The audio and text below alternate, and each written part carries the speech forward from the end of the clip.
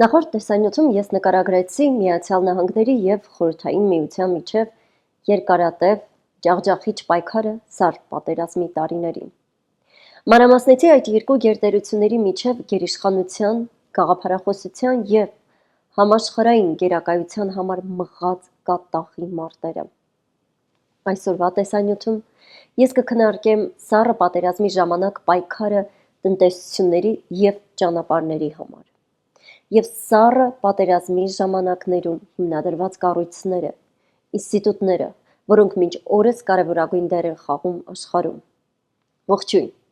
Ձեզ հետ է Word and Me Project-ը և դոկտոր Եվա Ալեքսանյանը։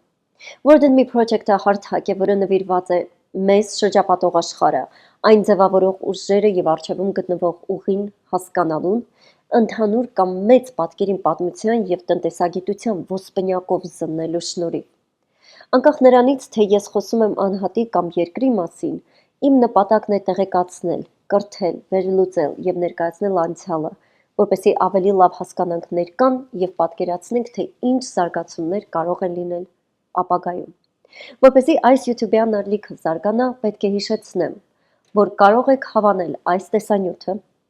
կիսվել այն ուրիշների հետ և բաժանորդագրվել ալիքին։ Ես իսկապես շնորհակալ եմ նրանց, ովքեր ժամանակ են տրամադրում, դիտում Word and Me Project-ի տեսանյութերը, մեկնաբանություններում գրում իրենց կարծիքները և կիսվում ուրիշների հետ իմ աշխատանքով։ Թեև զբաղվածության պատճառով ես միշտ չէ, որ կարողանում եմ պատասխանել, բայց ես տեսնում եմ, կարդում եմ ձեր արձագանքները և խորապես գնահատում եմ ձեր կարծիքը։ Հենց դուք եք պատճառը, որ ես շարունակում եմ տեսանյութեր պատրաստել և քննարկել տարբեր երևույթներ։ Word and Me Project-ի կայքն է www.wordandme.info, որտեղ կարող եք տեղեկանալ այս նախագծի մասին, կարդալ հոդվածներ, ինչպես նաև ծանոթանալ իմ այլ նախագծերի հետ։ Օրինակ, իմ կայքում կարող եք գտնել տեղեկություն իմ վերջերս հրատարակված Վարդավառ պոեմ գրքի մասին։ Այն սիրո, կորստի, տոկունության, կրքի, բարության և ուժի պատմություն է, նվիրված սիրո աստվածուհի Աստղիկի և ռազմի աստված Վահագնի պատմությանը։ Գիրքը հասանելի է Amazon-ում և խոշոր առցանց հարթակներում։ Հղումները կտեղադրեմ ներքևում։ Դե ինչ, վերադառնանք 20-րդ դար։ Մոտ 50 տարի երկու գերտերություններ, Միացյալ Նահանգները և Խորհրդային Միությունը,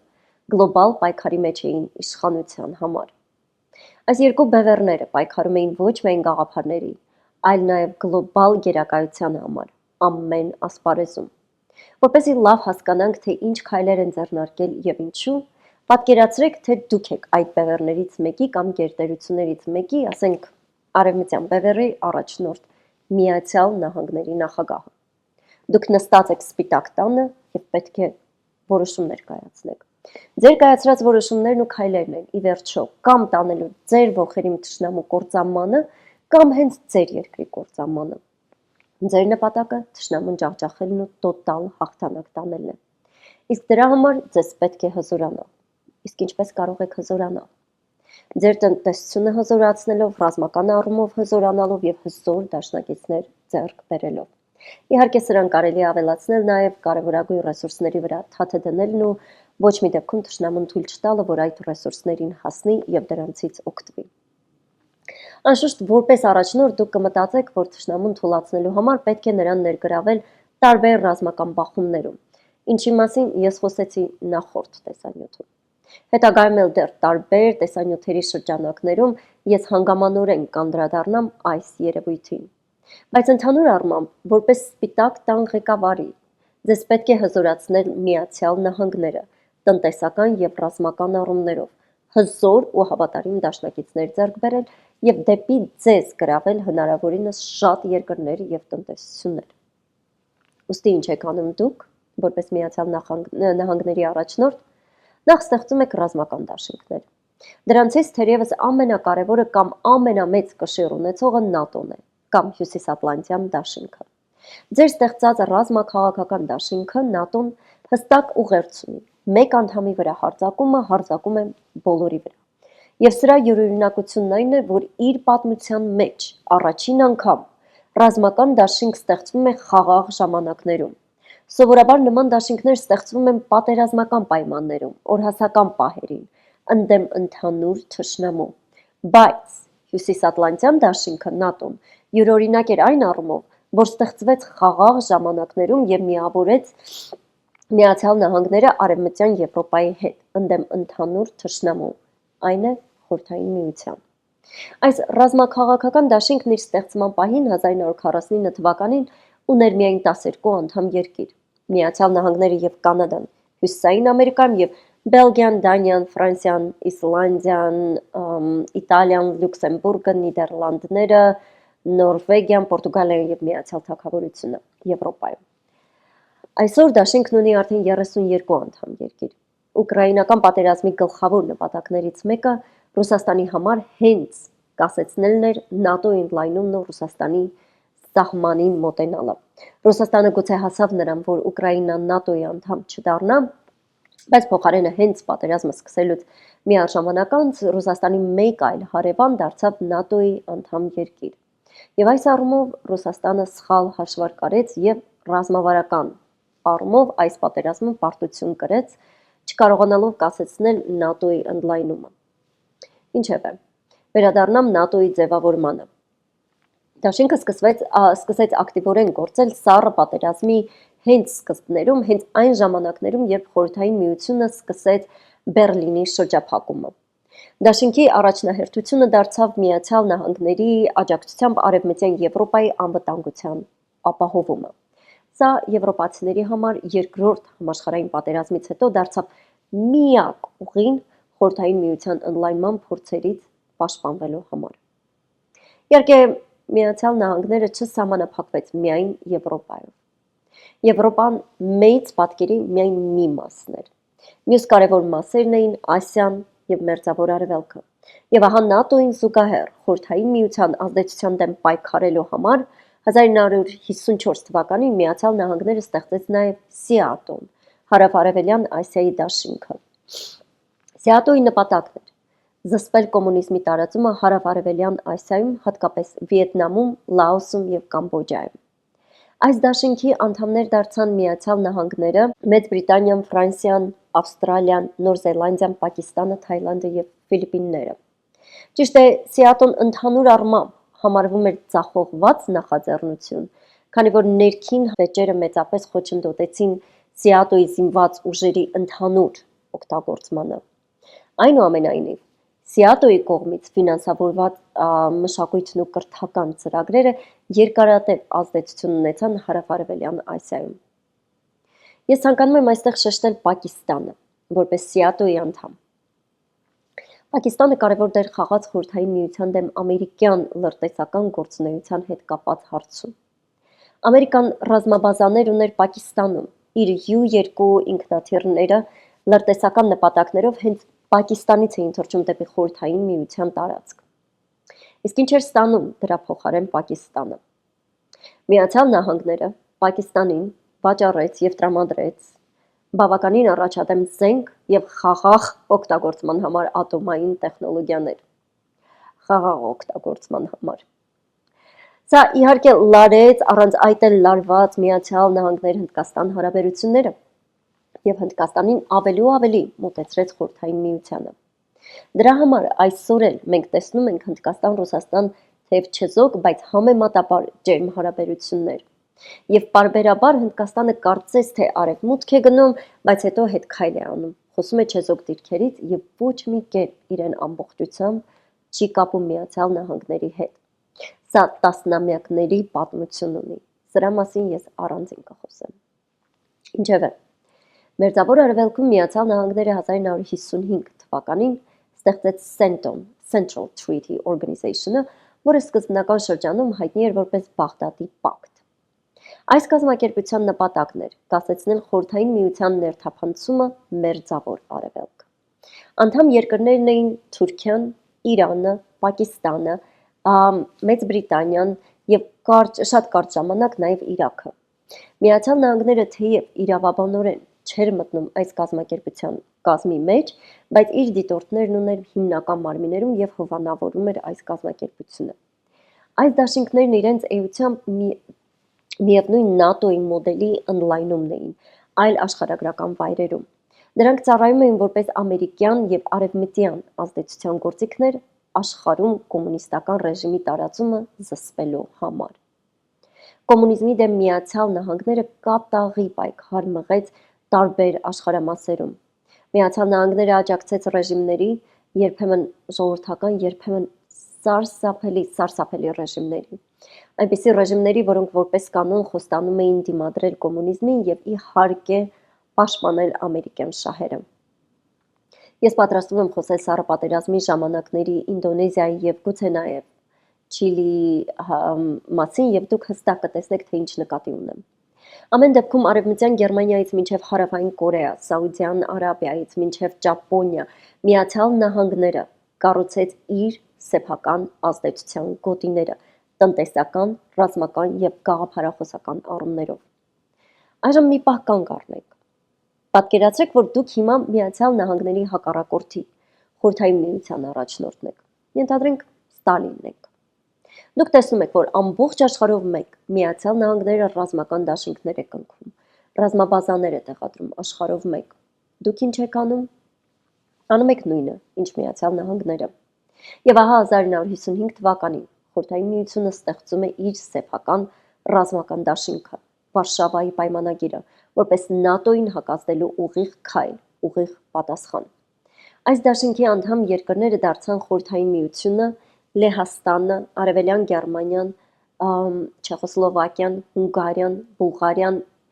Ռումինիան եւ Ալբանիան։ Իհարկե Ալբանիան հետագայում լքեց դաշինքը եւ երևի թե ճիշտ ժամանակին ձեռնարկեց նման քայլ։ Այս դաշինքի նպատակն էր ստեղծել ՆԱՏՕ-ին հակակշիռ Խորհրդային Միության ազդեցության տակ գտնվող Արևելյան Եվրոպայի երկրները միավորելու եւ վերահսկելու միջոցով։ Բայց այստեղ շատ հետաքրքիր մի նրբություն կար։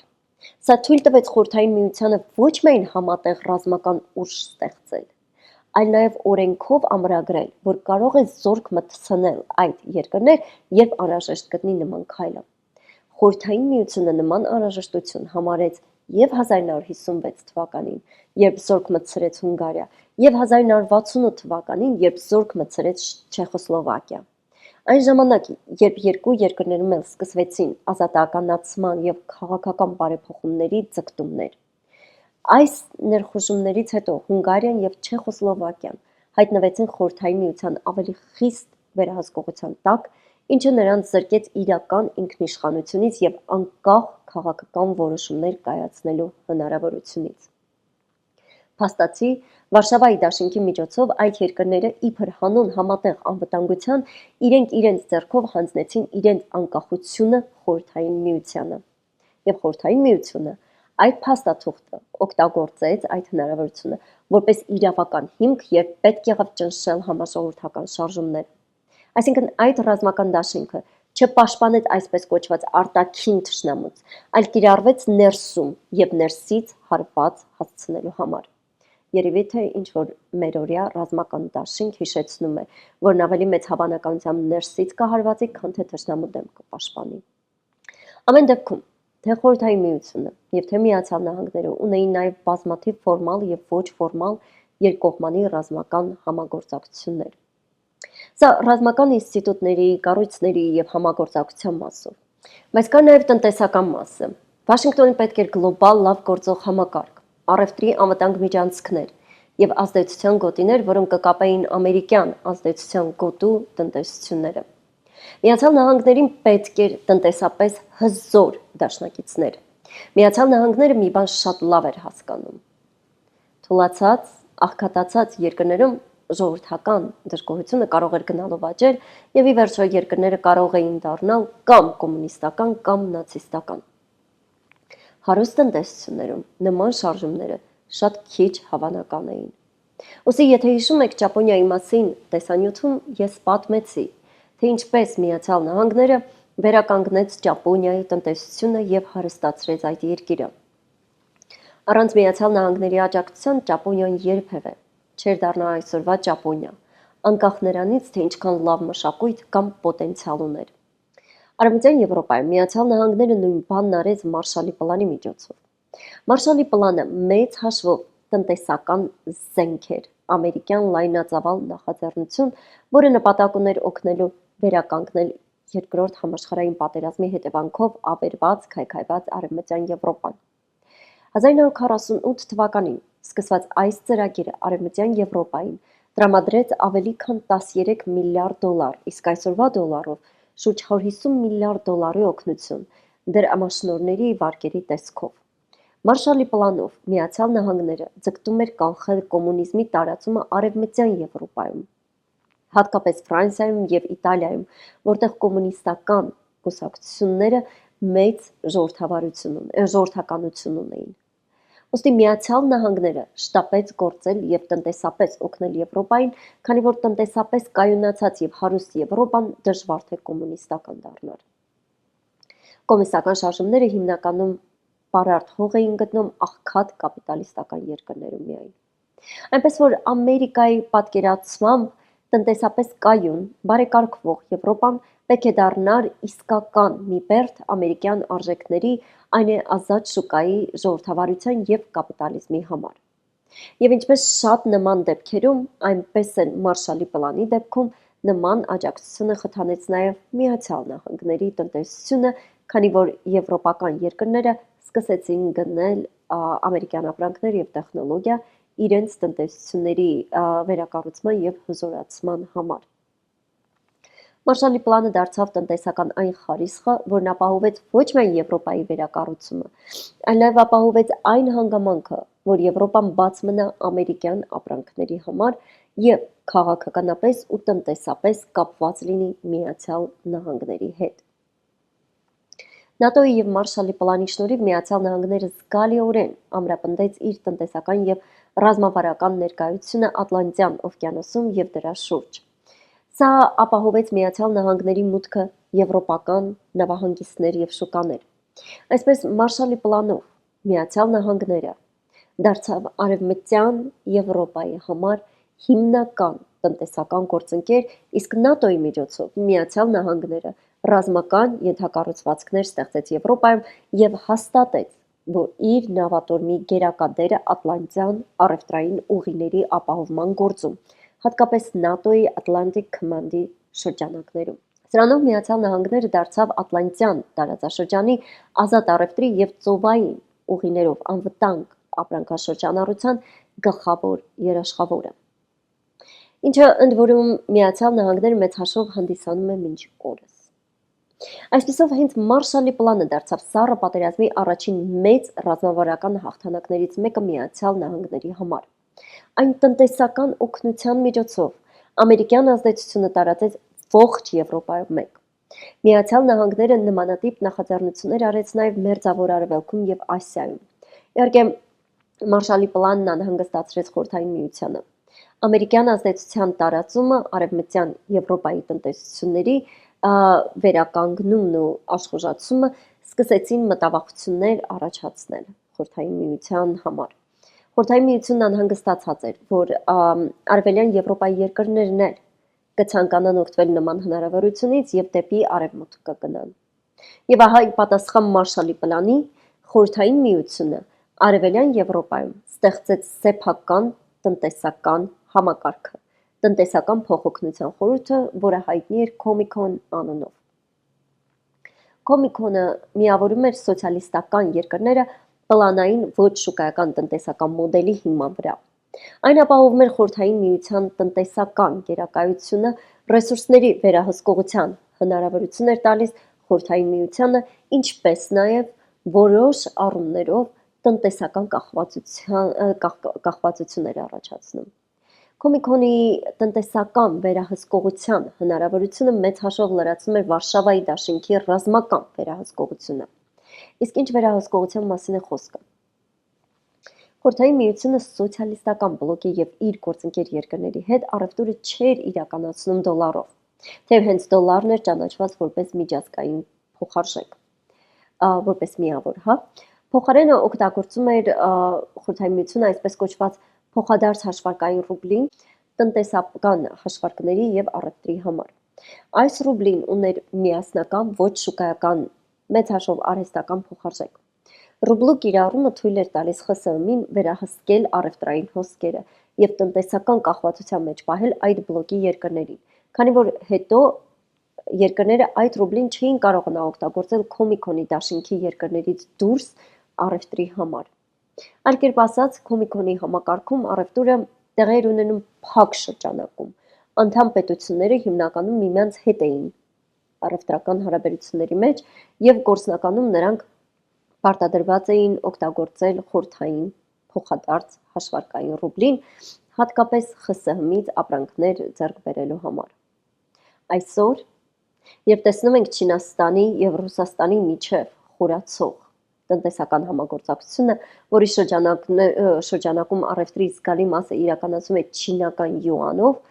կարելի է փաստել, որ այս հարաբերությունները շատ առումներով հիշեցնում է այն մոդելը, որը ժամանակին Խորհրդային Միությունն էր կիրառում իր ազդեցության բլոկի երկրների նկատմամբ։ Ռուսաստանն աստիճանաբար հայտնվում է չինական տնտեսությունից աճող կախվածության մեջ,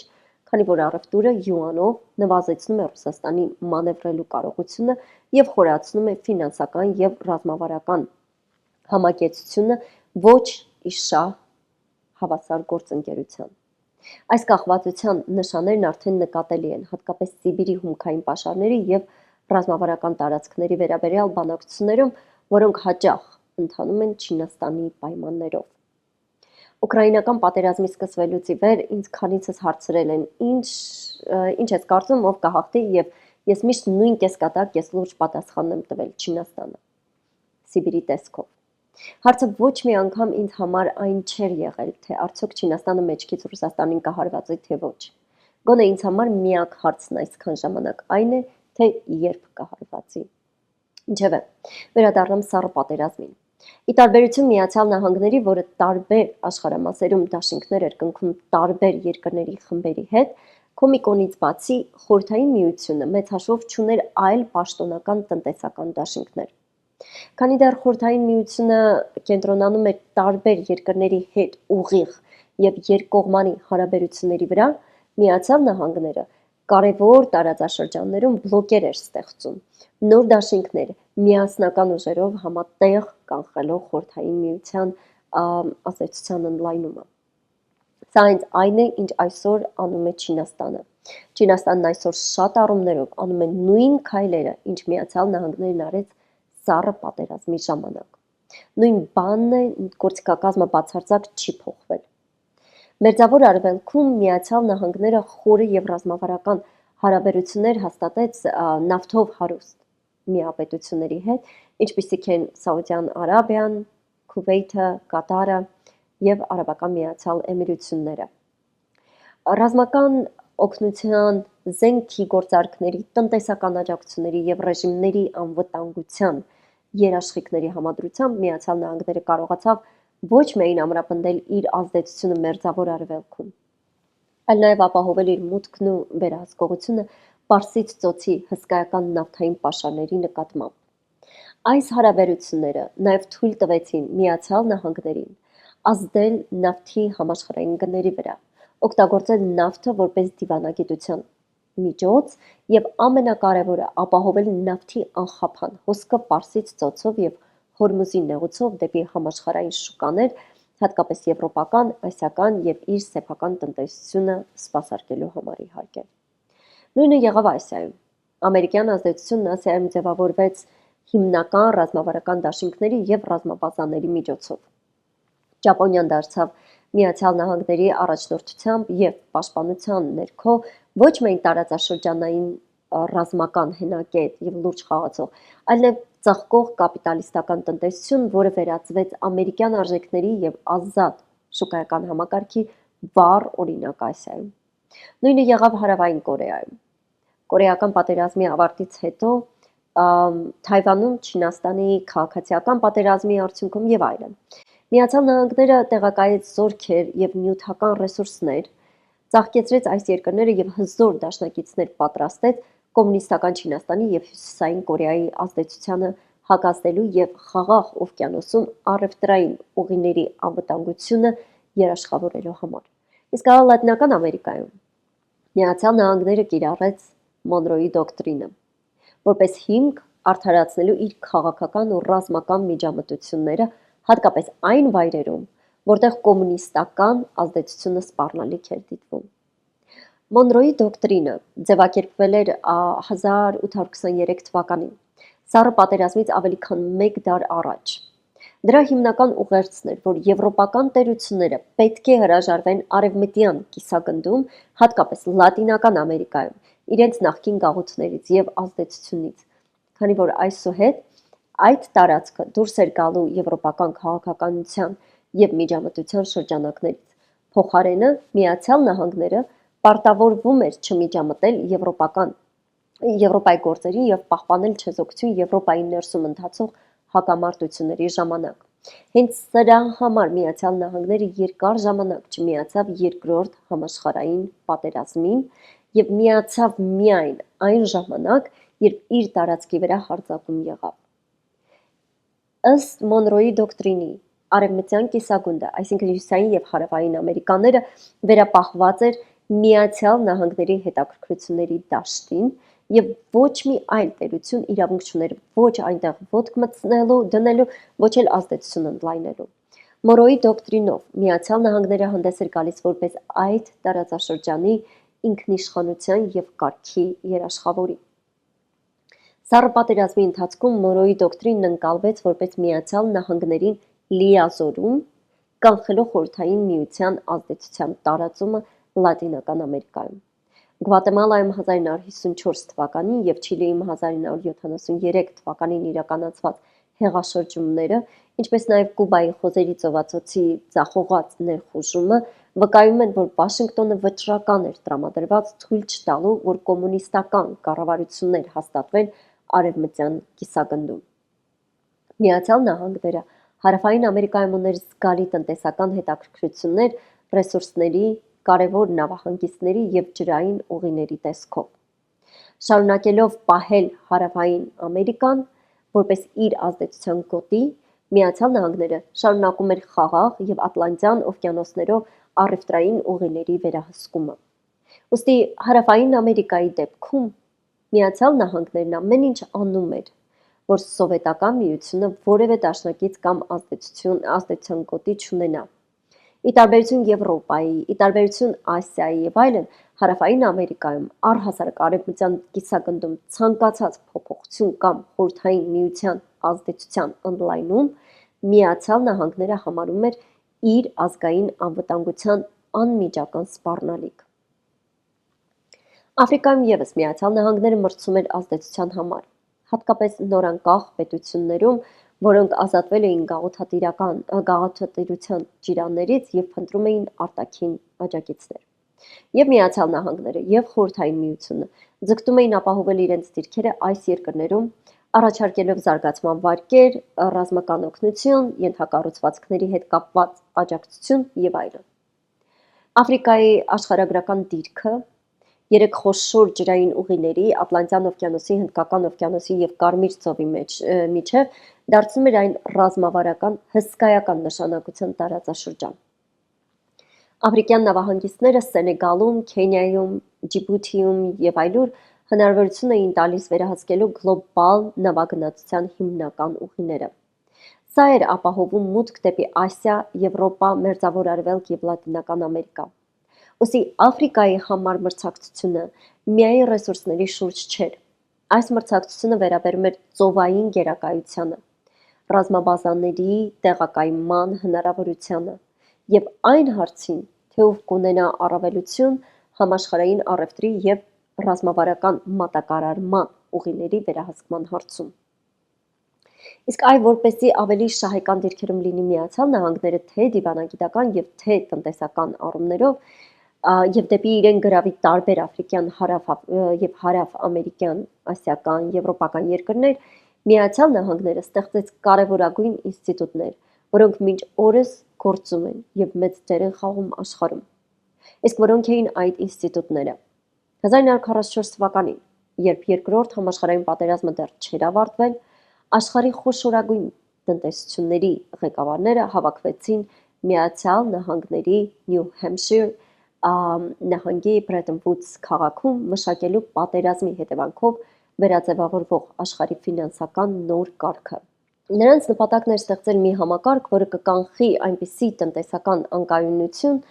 ինչպիսին էր 1930-ականների մեծ դեպրեսիայի և նախապատերազմյան շրջանում։ Այս համաժողովի արդյունքում հիմնադրվեց երկու կարևոր հաստատություն։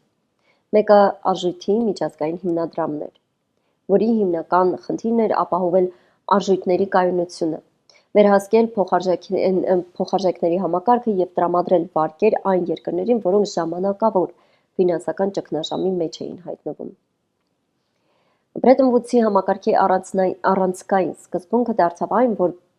բոլոր ազգային արժույթները կապվում էին ԱՄՆ դոլարին, իսկ դոլարը ոսկուն։ Այսպիսով դոլարը դարձավ համաշխարհային պահուստային արժույթ, ինչը ամրապնդեց ԱՄՆ ֆինանսատնտեսական գերիշխանությունը։ Երկրորդ հիմնադրված ինստիտուտը համաշխարհային բանկն էր, որի նպատակը սկզբնական շրջանում եղել է պատերազմից ավերված տնտեսությունների վերականգնումը, իսկ հետագայում զարգացող երկրների նախագծերի ֆինանսավորումը ամբողջ աշխարհով մեկ։ Չնայած երկու հաստատություններն էլ տեխնիկապես գլոբալ էին, բայց դրանց գլխավոր գրասենյակները գտնվում էին հենց Վաշինգտոնում և արտացոլում էին ԱՄՆ տնտեսական առաջնահերթությունները։ Ժամանակի ընթացքում այս երկու կառույցները դարձան հզոր գործիքներ սառը պատերազմի պայքարում, առաջարկելով վարկեր, օգնություն և աջակցություն հաճախ այնպիսի պայմաններով, որոնք նպաստում էին կապիտալիստական և արևմտամետ քաղաքականությունների։ Իհարկե, Խորհրդային Միությունը դա համարեց սպառնալիք և արգելափակեց իր արբանյակ պետությունների մասնակցությունը այդ կառույցներին։ Ինչ-որ առումով Խորհրդային Միության կողմից Կոմիկոնի ստեղծումը նաև պատասխան էր ոչ միայն Մարշալի պլանին, այլ նաև Արժույթի միջազգային հիմնադրամին և Համաշխարհային բանկին։ Բայց Խորհրդային Միության նման ջանքերը բավական սահմանափակ էին։ Հնարավոր է սառը պատերազմի ժամանակ ԱՄՆ-ի ամենակարևոր քայլը համաշխարհային տնտեսական կարգի ստեղծումն էր, կառուցված Արժույթի միջազգային հիմնադրամի, Համաշխարհային բանկի և առևտրի համաշխարհային կազմակերպության նման ինստիտուտների շուրջ։ Սրանք պարզապես ֆինանսական գործիքներ չէին, դրանք ազդեցության լծակներ էին։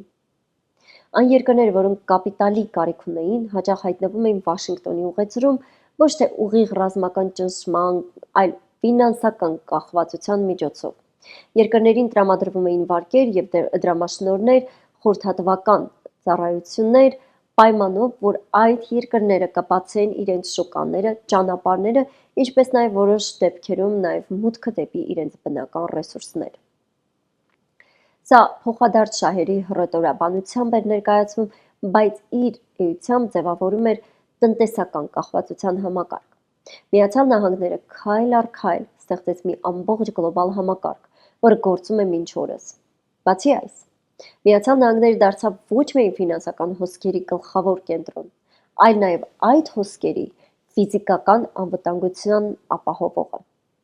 ԱՄՆ-ը պաշտպանում էր առևտրային ուղիները և դրանց հարակից ջրային տարածքներում նավարկության ազատությունը։ Աշխարհի օվկիանոսները, Ատլանտյան, Խաղաղ, Հնդկական և Միջերկրածովյան ուղիները դարձել էին ամերիկյան ռազմածովային նավատորմի մշտական պարեկության գոտիներ։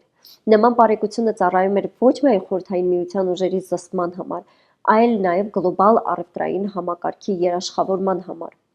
Ապրանքների, նավթի, կապիտալի և տվյալների հոսքը տեղի էր ունենում Ամերիկայի կողմից վերահսկվող երթուղիներով և ամերիկյան պայմաններով։ Սա շատ մեծ դեր խաղաց ԱՄՆ-ի առաջնորդությամբ Արևմուտքի հզորացման գործում։